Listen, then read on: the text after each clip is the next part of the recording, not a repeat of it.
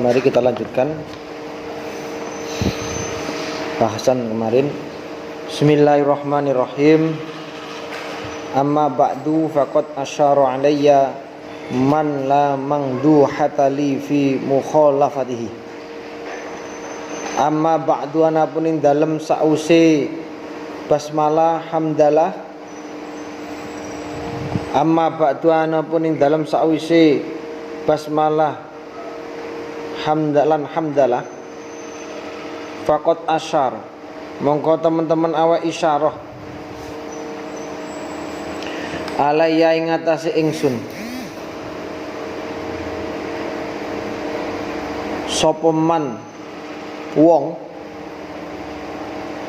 laman duhata kang ora ana kajembaran iku maujud laman duhata kang ora ana kajembaran iku maujud li kedue ingsun fi mukhalafatihi ing dalem nulayani man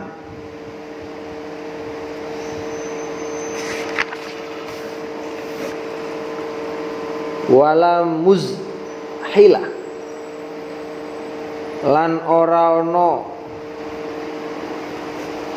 kang nyingkrih iku maujud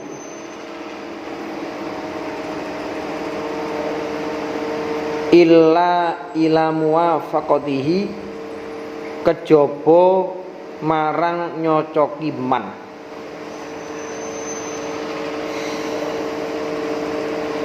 an aktuba ing yen to nulis sapa ingsun risalatan ing risalah fi madhabil imam Syafi'i ing dalem madhabe Imam Syafi'i jami'atan hali ngumpulake lit ta'arifi maring pira-pira pengetahuan hawiyatan tur kang mengku lil arkani maring pira-pira rukun wasyuruti lan pira-pira syarat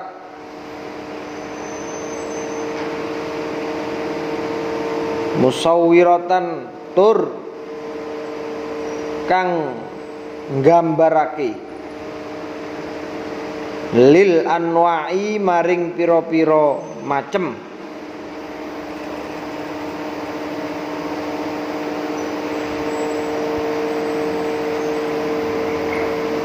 khidmatan haling ladeni li sigharil muta'allimina marang cilike pira-pira wong kang belajar wa takhfifan mohon maaf tadi khidmatan itu dimaknani taklil khidmatan krono arai ngladeni lisi gharil muta'allimina marang cilike pira-pira wong kang belajar wa takhfifan lan ngentengake li at'abil muallimina maring kangelane pira-pira wong kang ngajar fasarok tumangka tumandang sapa ingsun ala qasuri ngatasi sifat kurang ingsun al bayyini kang jelas ila talbiyatihi marang nyembadani man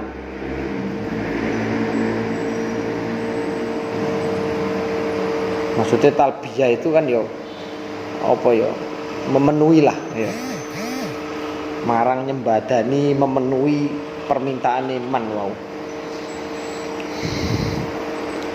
Wa jama'tu lan ngumpulake sapa ingsun ma ing barang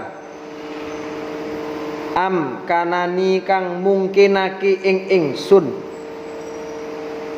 am kanani kang mungkinake ing ingsun apa jam'uhu ngumpulake ma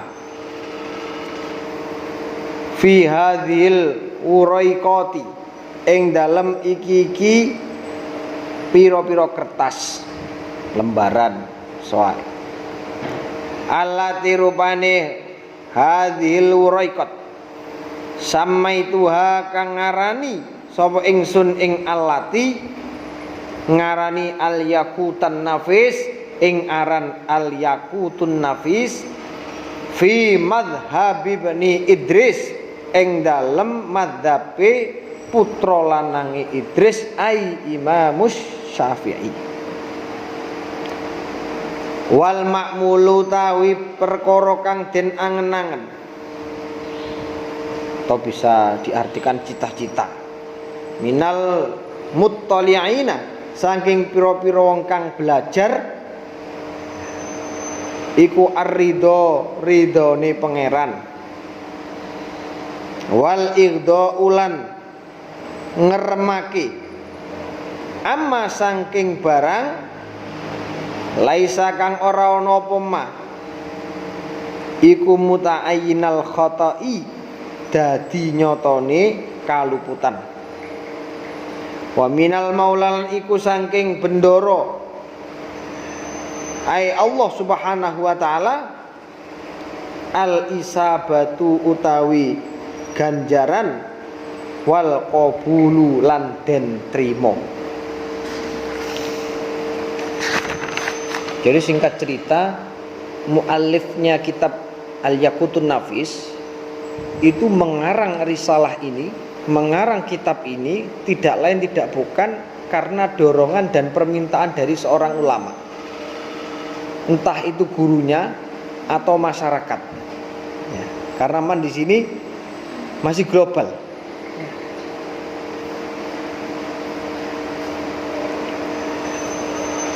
Setelah global, ketika Anda melihat pada syarah yang ada di bawah sendiri, ada penomoran 14 itu, ya dah? Bisa dicek. Sudah ketemu belum? Sudah ketemu belum? Di atas lafadz man itu kan ada nomor 14. Footnote-nya dilihat. Huwa Syaikhi Al-Alamah Abdullah bin Umar Asy-Syatiri. Ternyata siapa? Yang minta siapa? Gurunya ya. Syaikhi Al-Alamah Abdullah bin Umar Asy-Syatiri, ya. Abdullah ini memberikan isyarah kepada saya. Intinya ki ngongkon. Ya, ngongkon ten gini sapa jenenge? Pengarang kitab niki sinten namine?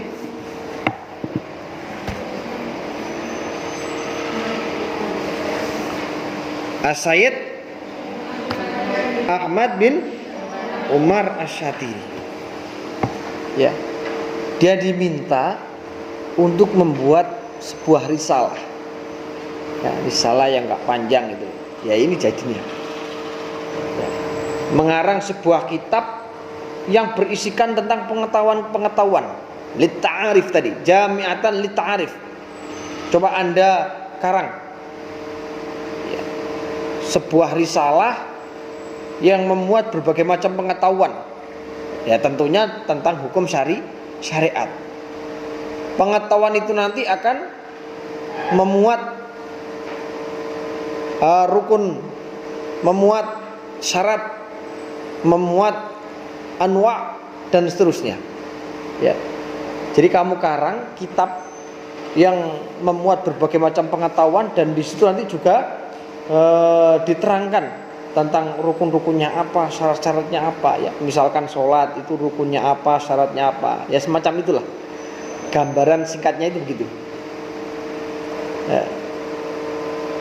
La manduhat li fi mukhalafat itu maksudnya apa? Ya saya diperintah seperti itu nggak bisa nolak. La manduhat li fi mukhalafati, saya nggak bisa menolak. Dan beliau nggak bisa berbuat apa-apa kecuali mengikuti perintahnya. Begitu. Sama kasusnya mu'allif kitab Ghoyatuh Matan Ghoyatuh Takrib. Ya, mu'allif Matan Ghoyatuh Takrib. Itu juga begitu. Cuma yang minta itu adalah Ba'du Asdiqo. Yang minta supaya ngarang sebuah kitab yang menjelaskan tentang hukum-hukum syar'i dengan disertai rukun syarat, sunnah, makruh dan seterusnya, itu semuanya atas permintaan sebagian temannya. Ya, rata-rata begitu. Jadi karena orangnya alim, orangnya memang mutabakhir, ya, ilmunya sudah melaut, ilmunya sudah luas sekali, dan dianggap layak untuk mengarang sebuah kitab atau panutan. Ya. Makanya beda sekali. Ulama sekarang dengan ulama zaman dulu itu beda. Nah, jadi karangan atau kitab-kitab yang dikarangnya itu tidak hanya sekedar analisis dari dari kekuatan akal fikirnya, tidak. Itu juga perlu. Tetapi yang paling yang paling utama itu ya selalu bermunajat kepada Allah, minta pertolongan. Ya, minta pertolongan. Walaupun itu di antara manusia atau di antara orang-orang yang ada di kanan kirinya tidak menyetujui atau tidak sepakat, itu kalau memang Allah meridhoinya ya jadi. Contohnya kasusnya kitab Sirajut Thalibin. Kitab Sirajut Thalibin itu adalah syarahnya kitab Minhajut Thalibin yang dikarang oleh Asy-Syaikh Al-Imam Al-Ghazali. Dikarang oleh orang Indonesia dari Jampes, namanya Kiai Iksan. Jadi Sirajut Thalibin itu karangan orang Indonesia mensyarahi kitab Sirajut, menyarai kitab Minhajut Thalibin. Itu pada saat beliau selesai mengarang, itu dibawa di Timur Tengah, di Al-Azhar sana. Di sana itu nggak terima. Orang nggak bisa pandai bahasa Arab, maksudnya nggak bisa pandai ngomong bahasa Arab. Orang-orang salaf itu kelemahannya itu. Dia pandai betul dalam memahami tarkib-tarkib atau memahami isi dalam kitab kuning, isi dalam kitab salafiyah. Tetapi untuk dialog, untuk muhadasahnya itu nggak begitu menonjol. Sehingga di Al-Azhar itu nggak disetujui. Bahkan ironisnya dirobek kitab Sirajut Thalibin. Kitab Sirajut Thalibin syarah dari kitab Minhajut Thalibin itu dirobek. Marah kan. Orang nggak bisa bahasa Arab kok ngarang kitab, terus dirobek. Nggak setuju. Tetapi ini adalah iradah Allah. Ini adalah persetujuan dari Allah. Ya, apapun kondisinya, apapun perlakuannya, kalau Allah sudah menghendakinya, kitab itu akan senantiasa eksis sampai sekarang. Dan sekarang Al-Azhar itu menjadikan kitab Sirajut Thalibin sebagai kurikulum utama. Bayangkan, padahal dulu nggak diterima, disobek. Tapi karena Allah itu menghendakinya, ya apapun lah kondisinya, entah itu dibenci, entah itu dirobek dan seterusnya, tapi sekarang menjadi kurikulum. Jadi orang dulu itu di saat mengarang kitab itu ya disertai dengan riyadhah, disertai dengan tirakat. Kayak ini kitab Imriti itu ya. Siapa yang ngarang kitab Imriti? Ada yang masih hafal? Surah hafal, surah tahu dibuka ini surah hafal. Syarifuddin Yahya Al-Imriti. Setelah beliau mengarang, setelah selesai nadam itu dibuat, itu kan dilempar ke dasar laut atau ke dasar sungai, nggak tahu. Yang penting dilempar ke air sambil mengucapkan, jika nazam Imriti ini memang benar-benar manfaat sampai akhir nanti, maka ketika aku lempar ke dalam air, dia tidak akan basah. Ketika aku lempar ke dasar laut atau ke dasar sungai, maka di dasar pun dia nggak akan basah. Ternyata betul. Jadi kitab Imriti itu ketika dilempar ke air, itu sampai dalam itu masih kering. Anda percaya nggak? Sekarang saya tanya, Anda pernah melihat di YouTube api yang menyala di dalam laut, di dasar laut? Percaya nggak? Ya percaya, karena ada wujudnya. Ini loh manusia itu, keterbatasan akalnya ketika dia belum ada bukti, ya nggak akan diterima. Itu akal yang wajar itu, ya akal yang normal itu. Sudah mungkin rumusnya dunia kok udah kayak banyu telas. Nah sekarang zaman lihat, ya di Meksiko itu di dasar laut ada api yang menyala. Loh itu jelas sampai banyu gitu kok ya gak mati. Ini berarti innallaha ala kulli syai'in qadir. Ya. Sekarang saya tanya, nanti itu di yaumil akhirah, setelah hampir semuanya ya hampir semuanya sudah masuk surga, ada salah satu atau dari sekian banyak umat Rasulullah yang masih tersisa cuma satu. Dia ada di dasar neraka jahanam sambil membaca kalimat thayyibah yang berbunyi ya Hannan ya Mannan. Anda kira-kira percaya nggak? Anda percaya nggak dengan cerita itu? Bingung jangan.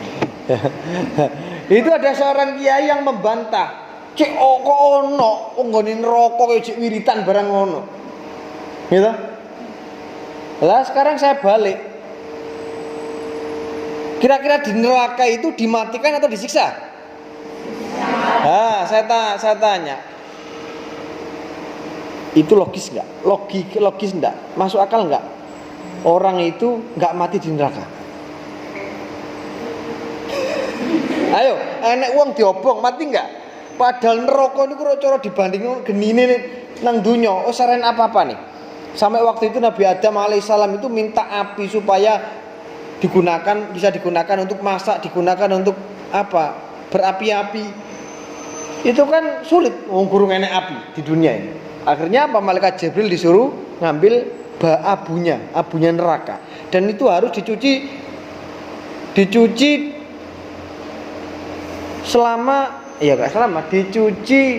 di sungai sebanyak 70 kali. 70 kali sungai. Bukan 70 macam sungai. Ya. Jadi abu itu nanti bisa ditaruh atau diletakkan di dunia yang bisa untuk dipakai bakar atau seterusnya. Abunya neraka itu harus dicuci ke 7 macam sungai. Baru itu nanti bisa dipakai di dunia. Itu pun ketika di situ masih banyak yang hancur gunung itu. Padahal sudah dicuci 70 kali, itu masih hancur. Bayangkan itu. Anda itu kena api aja, orang aja kebakaran dia mati kok, gosong. Apalagi neraka. Bandingannya sudah ada. Sejauh itu. Tapi ketika Anda saya tanya itu kok disiksa bukan mati, itu logis gak? Wes gak logis, maka itu wilayahnya innallaha ala kulli syai'in qadir, itu berarti kuasane pangeran. Bener.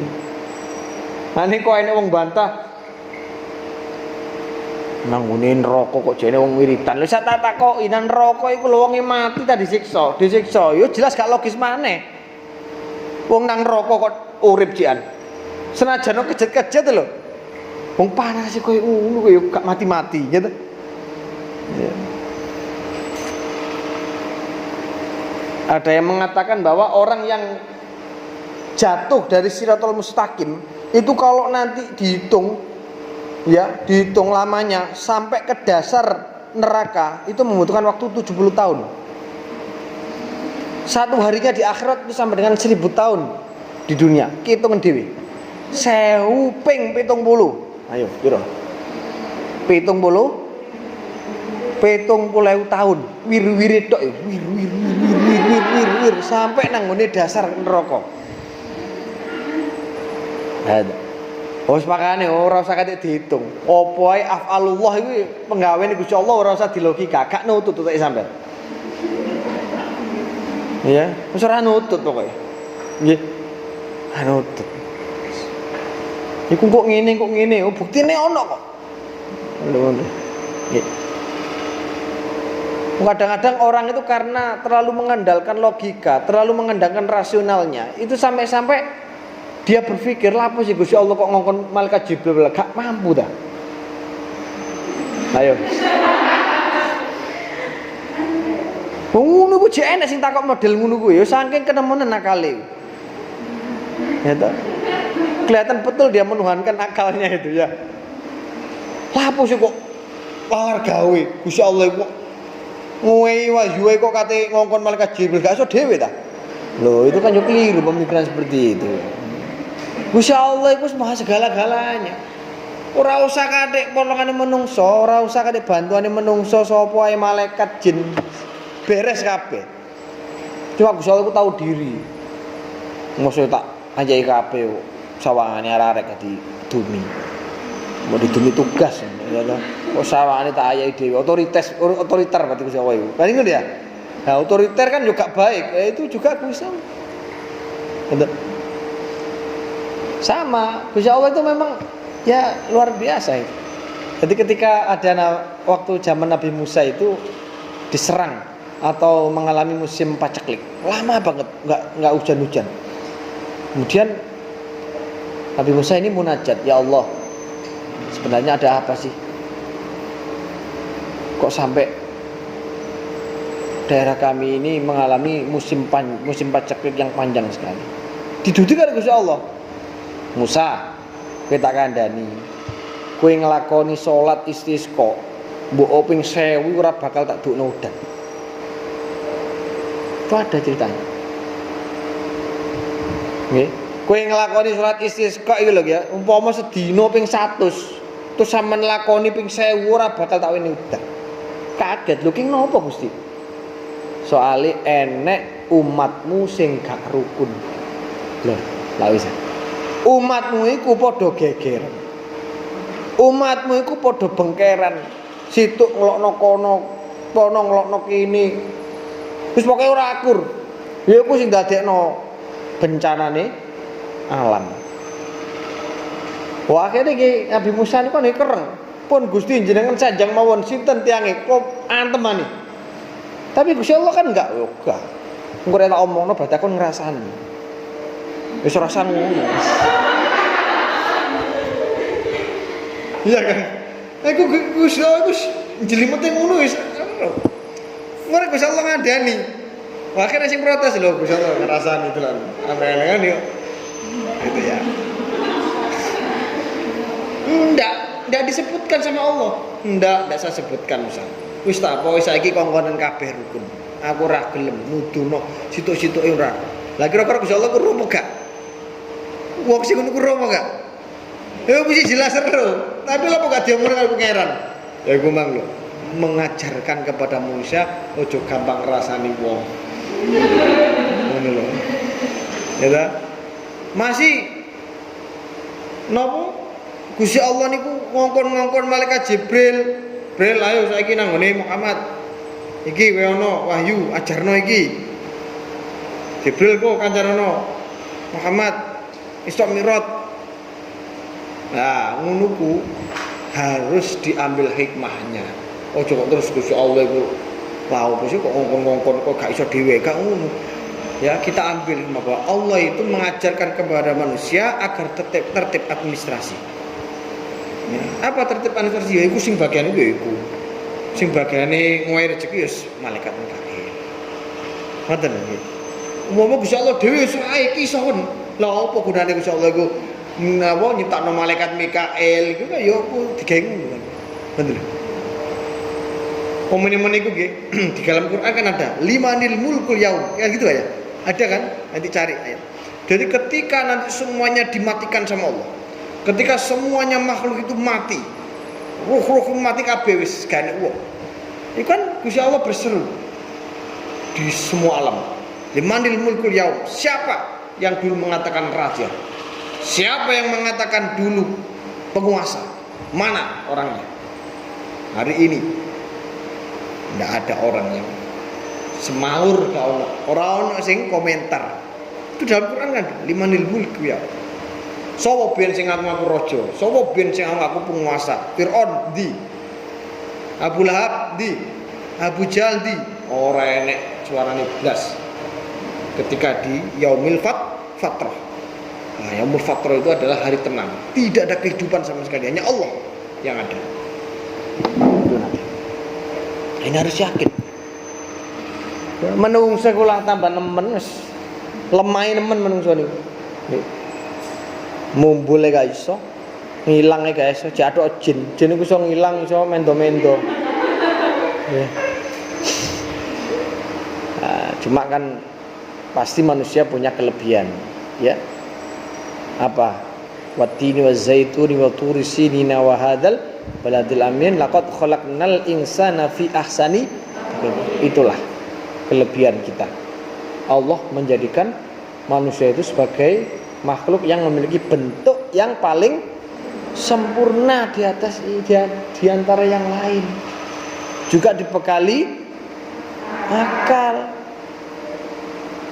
Mbiyen nalika Gusti Allah woro-woro, "Woi malaikat, woi jin, iblis, ayo rapat internal."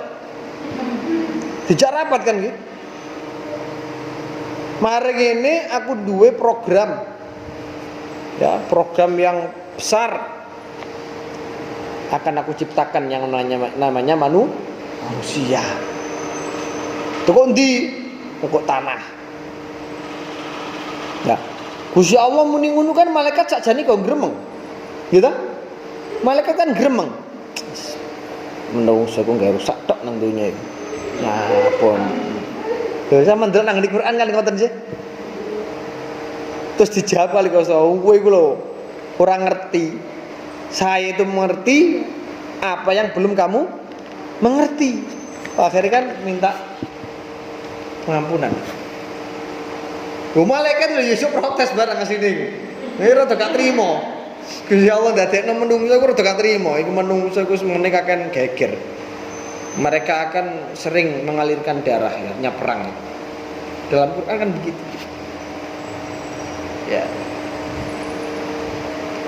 Dan Allah itu sebelum menjadikan manusia itu kan pernah bilang kepada malaikat, "Inni ja'ilun fil ardi khalifah." Padahal itu belum diciptakan manusia, belum diciptakan Nabi Adam, juga belum ditempatkan di surga. Berarti skenario-nya Allah itu memang betul. Berarti apa? Berarti apapun yang terjadi di situ ya memang sudah kehendak Allah. Ada yang mengatakan Nabi Adam itu turun itu bukan berarti turun derajat, tapi justru menaikkan derajatnya Nabi Adam. Nabi itu pun nggak salah. Anda itu nggak salah. Kok bisa nggak salah? Ini ceritanya.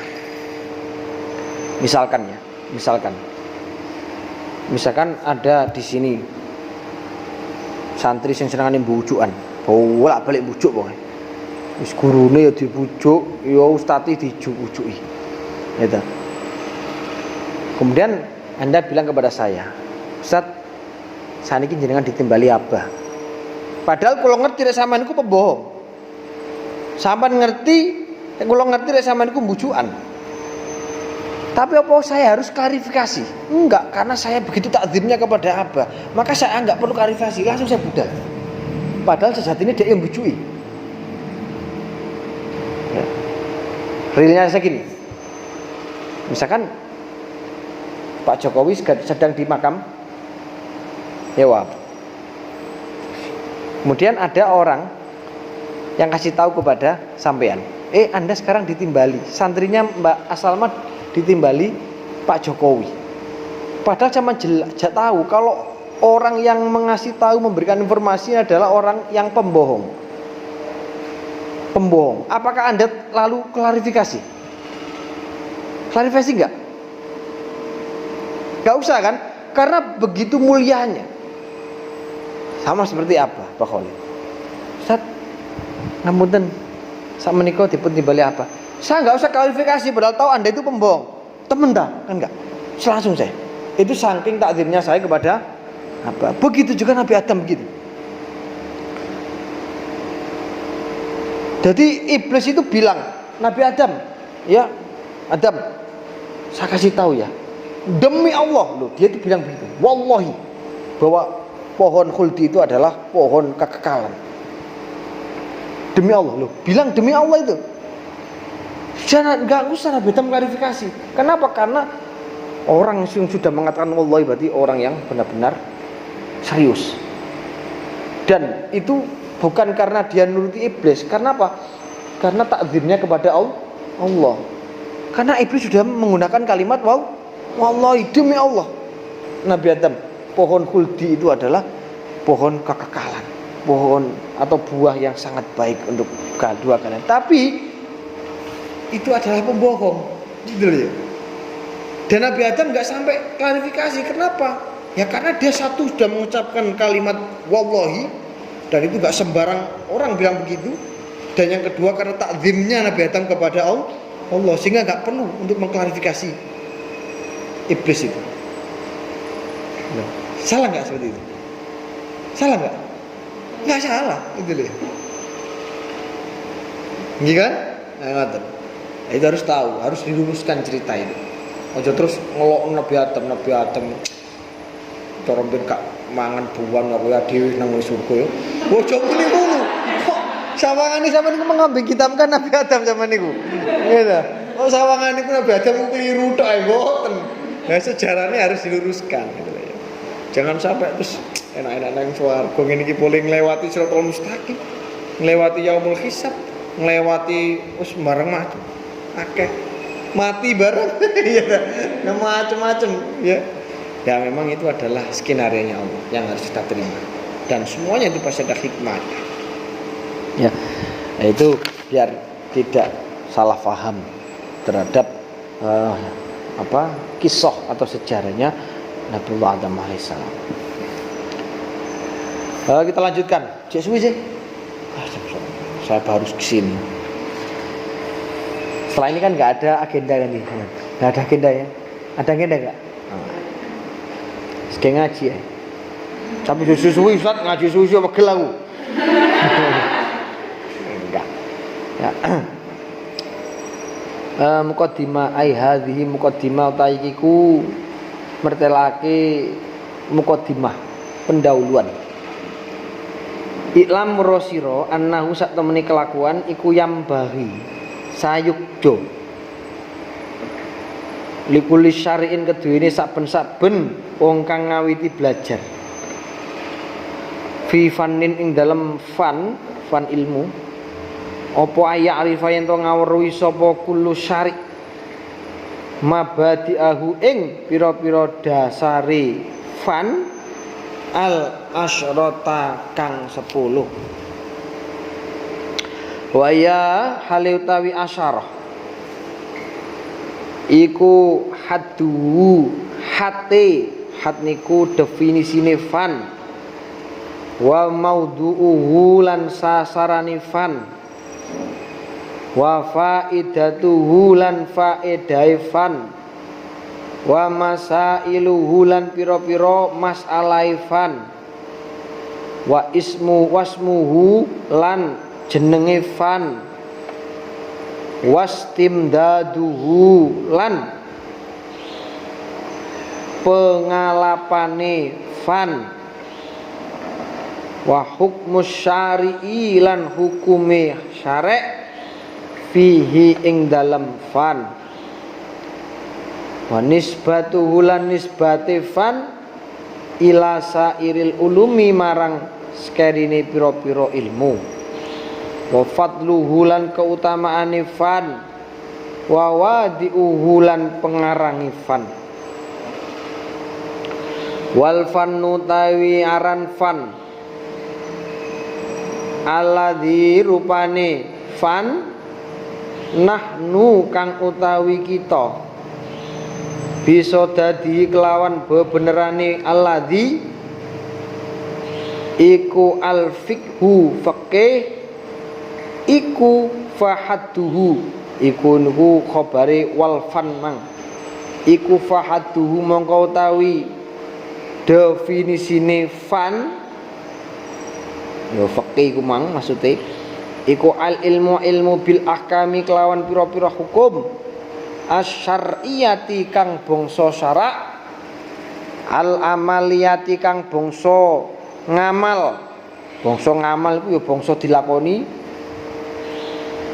anggota zahir al muktasabi kang den hasilake min adillatiha saking pira-pira dalile ahkamis syar'iyah at-tafsiliyati kang bangsa princi-princi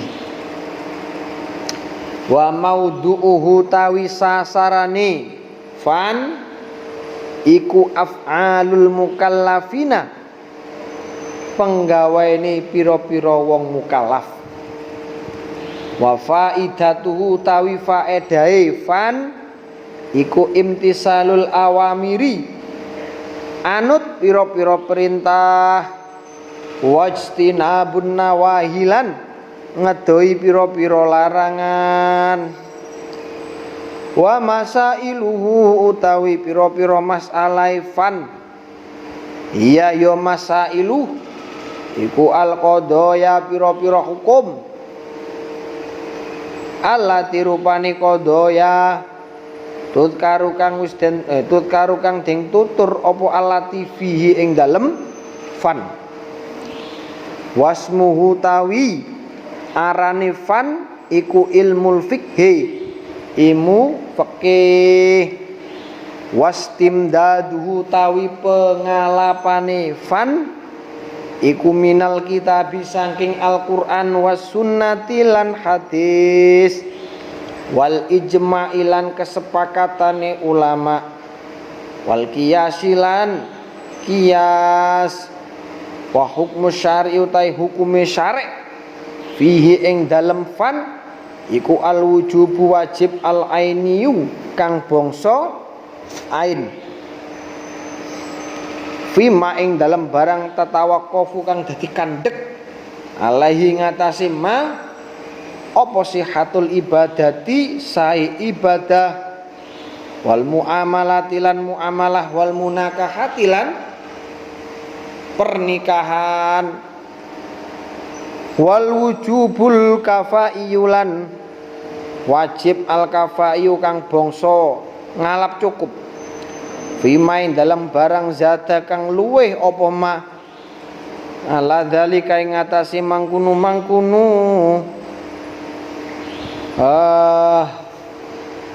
ma sik karo fimain dalam barang zada kang luweh apa ma ala dzalika ing ngatasi mangkunu sihatul ibadah ila buluhi darajatil fatwa marang tumekane derajat fatwa wanat bulan sunnah fimain dalam barang zada kang nambahi kang tambah apa mala dalika ing ngatasi mangku-mangkunu sihatul ibadah wa nisbatu lan nisbate wa nisbatu tai nisbate fan ila sairil ulumi maring sekarine pira-pira ilmu iku almu ghayarati bedani laha maring ulum wa fadlu tai keutamaan fan iku fawaqanuhu luweh unggul ala sairil ulumi ngatasé sekarine pira-pira ilmu wa wadiuhu tawi pengarange fan hum yo wadi iku al a'immatu pira-pira imam al mustahiduna pira-pira kang mustahid. Kesimpulan ngeten ten gini mukadimah iku wong sing kepingin mendalami ilmu syariat nggih mendalami ilmu syariat itu harus mengetahui 10 dasar ya Ketika ia belajar ilmu syariat, maka yang harus dipersiapkan adalah mengetahui 10 dasar keilmuan. Apa yang pertama? Yang pertama adalah mengetahui definisinya fan itu. Nah, definisinya fan itu apa? Kemudian wa maudhu'u sasarannya itu ke siapa? Hukum syariat itu sasarannya kemana? Siapa yang menjadi objeknya? Siapa yang kena pekerjaan itu? Paham ya? Sasarannya. Wa faidatuhu, kemudian faedahnya mempelajari ilmu ini apa? Kemudian poin yang berikutnya wa masailuhu, masalah apa yang dibahas di dalam ilmu itu. Kemudian wastimdaduhu, kemudian dari manakah ilmu itu diambil? Referensinya dari mana? Kok sampai ada ilmu seperti itu? Ya, kemudian wa hukmus syari' fihi, kemudian hukum-hukum yang muncul atau lahir dalam ilmu itu apa? Kemudian penisbatan kepada ilmu yang lain bagaimana? Artinya perbandingan dengan ilmu yang lain itu bagaimana? Wa fatluhu, kemudian keutamaannya itu apa dibanding dengan yang lain? Wa wadi'u, dan pengarangnya siapa ilmu syariat itu? Atau ilmu syariat itu. Paham gak? Sekarang singkat aja, nggak terlalu panjang lebar, kasihan nanti ngantuk sampean. Ya. Sebenarnya kalau kita ngaji itu tanpa dibatasi dengan waktu, satu saja yang kita bahas itu nanti bisa panjang lebar. Ya. Yang jelas itu nggak efektif. Apalagi sistem pembelajaran dengan metode ceramah rata-rata nggak efektif. Ya. Sudah saya terapkan bertahun-tahun. Pokoknya kakean ngomong mesti ditinggal turu. Yes. Apa maneh sing didepi santri tambah nemen. Wong santriku penyakitnya turu terus males. Itu sebenarnya godaan yang terbesar itu. Itu adalah godaan supaya Anda itu terhalang untuk mendapatkan ilmu. Wong rek ngantuk wis ora bakal turu, ora iso nyambung. Ya. Cara ilmu iku wis gak kenek dilebokno wong turu. Ya. Pemene males, ya wis nambah. Nah, nek enek santri ngaji kok sirahe didekek wis alamat iku. Wis ta, senajan dhek iku melek tapi rek sirahe didekek nang gone bangku, wis iki alamat gak kuat ya. Voltasene wis menurun sekali ini. Iya. Gini, memang rasanya dewi. Tapi dia masih begini. Oh, berarti masih siap. Masih siap menerima ilmu. Tapi res blek ngeten iki kebon iki. Dadi terus kebon kan antep. Dadi akhirnya wis delek. Nggih napa ngoten? Kula ku mboten kebon iki, Ustaz. Kepegelen lho niki. Kepegelen oleh tanang gawe, ngantuk bulan. Nah, sepeda maneh. Nah, yang pertama adalah wahadul fan, hadfan. Definisi fan ternyata di sini adalah apa? Fikih. Gitu? Ternyata yang dimaksud fan di sini adalah ilmu fikih, ilmu syariat. Salah satu ilmu syariat. Nah, ilmu syariat itu banyak, enggak harus fikih. Ada hadis, ada tafsir, ya ada fikih. Itu semuanya adalah ilmu apa? Ilmu syariat. Lah fikih sendiri itu apa definisinya ya ini? Jadi harus mengetahui definisi fan. Lah ternyata fan ini yang dimaksud adalah fikih, berarti definisinya fikih. Apa pengertian dari fikih itu adalah al ilmu bil ahkami syar'iyyah al amaliyah al muktasabi min adillatiyah. Bahwa fikih itu ilmu atau disiplin ilmu yang membahas tentang hukum-hukum syar'i yang diamalkan oleh anggota zahir dan itu dihasilkan dari beberapa dalil yang terperinci. Ya. Artinya begini, fikih itu adalah ilmu yang membahas tentang hukum syariat, ya, yang diambilkan dari dalil-dalil yang terperinci. Apakah ada dalil yang tidak terperinci? Ada, namanya adilatul ijmaliyah. Itu bukan pengertian dari fikih, tapi pengertian dari usul fikih. Kalau fikih itu adalah ilmu yang membahas tentang hukum syariat yang diambilkan atau referensinya itu dari dalil-dalil yang terperinci. Tapi kalau ilmu yang diambilkan dari dalil-dalil yang mujmal, dalil-dalil yang masih global, itu definisi dari apa? Usul fikih. Seperti contoh aqimus sholah, itu kan masih umum, gitu? Masih umum, aqimus sholah, dirikanlah sholat. Lah dirikanlah ini kan masih umum, dia itu wajib atau sunnah, ya kan? Kan masih belum jelas, masih global. Sholatnya pun juga belum dijelaskan ini sholat apa. Sholat itu kan banyak, gitu. Itu namanya dalil ijma. Itu ranahnya atau wilayahnya pada pengertian usul fikih. Sedangkan fikih itu diambilkan dari dalil terperinci. Ya. Dalil terperinci ya banyak. Seperti apa? Hukum persusuan itu berapa kali susuan? 5. Kan ada dalam Quran kan ya. Itu namanya dalil terperinci. Wa maudu'uhu, kemudian sasarannya ilmu fikih itu apa? Objeknya itu apa? Siapa yang menjadi beban pekerjaan? Ya. Atau objeknya siapa? Misalkan begini, Anda makan, yang dimakan adalah nasi. Objeknya yang mana? Nasi, ya dah. Kemudian mempelajari ilmu syariat, mempelajari ilmu fikih mulai dari syarat, rukun, sunnah, makruh dan sebagainya. Terus siapa yang harus dikerjakan? Siapa yang harus dikenai kerjaan? Siapa? Orang-orang mukallaf, itulah yang dikenai pekerjaan. Jadi maudhu itu adalah terkena pekerjaan atau sasaran. Kemudian faedahnya, ya mukallaf kan sudah tahu sendiri siapa mukallaf itu, orang yang sudah baligh, al-aqil, baligh dan berakal. Kemudian faedahnya apa? Mempelajari ilmu fikih itu adalah mengikuti perintah Allah dan meninggalkan larangannya, gitu kan? Faedahnya kita belajar ilmu fikih itu loh, kan tahu mana yang halal, mana yang haram, mana yang boleh, mana yang tidak boleh, mana yang dosa, mana yang tidak dosa. Akhirnya kita menerima atau bisa mengambil faedah. Oh, ternyata belajar fikih itu bisa tahu baik dan buruk. Itu faedahnya atau manfaatnya belajar ilmu fikih.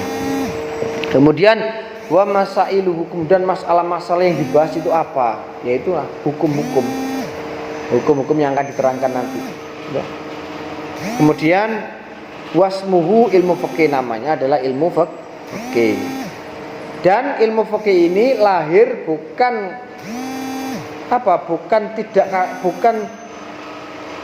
muncul dengan tanpa apa-apa, tapi fikih itu adalah muncul karena didasari dengan Al-Qur'an dan hadis. Jadi tidak hanya pendapat orang, tapi fikih itu mengacunya atau referensinya, tendensinya itu dari Quran dan hadis. Jadi ulama itu nggak syukur ngomong, jadi memberikan keputusan, ya itu semuanya adalah berdasarkan dari Al-Quran dan hadis, kemudian dilanjutkan ijma dan qiyas. Dan kemudian hukum-hukum itu apa saja yang lahir dalam ilmu fikih? Ada hukum seperti wajib ain, ada wajib kifayah, gitu. Ada fardu ain, ada fardu kifayah, ada sunnah dan seterusnya. Itu namanya hukum syar'i. Kemudian yang berikutnya nisbatnya, penisbatan kepada ilmu yang lain itu apa? Al-mughayyarah. Ada perbedaan, ya. Itu berbeda dengan ilmu yang lain. Keutamaannya lebih unggul daripada ilmu yang lain. Karena apa? Orang yang belajar tasawuf, belajar ilmu hati tanpa didasari dengan ilmu syariat maka tidak sahih. Berarti perannya sangat penting sekali. Perannya sangat luar biasa ilmu fikih itu. Ya, Anda itu ada orang yang kebablasan dalam memahami itu. Orang usah sholat juga jukir, sepenting hatinya madep.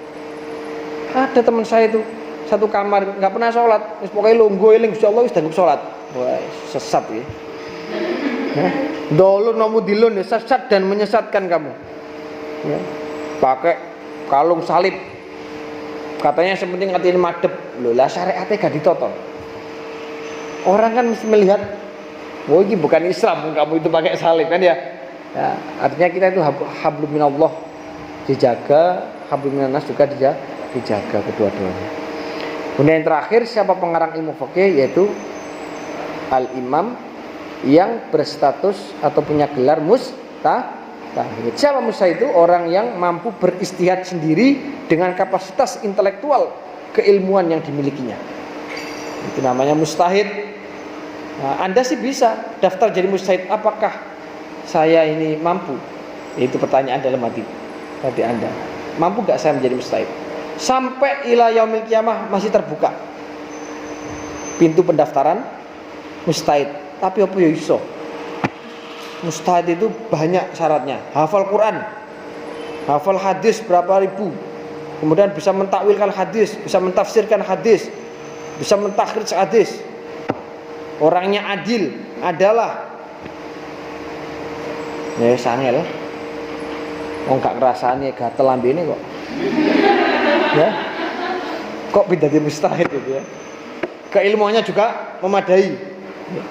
Imam Syafi'i itu ya kurang lebih ya, nggak tahu persis.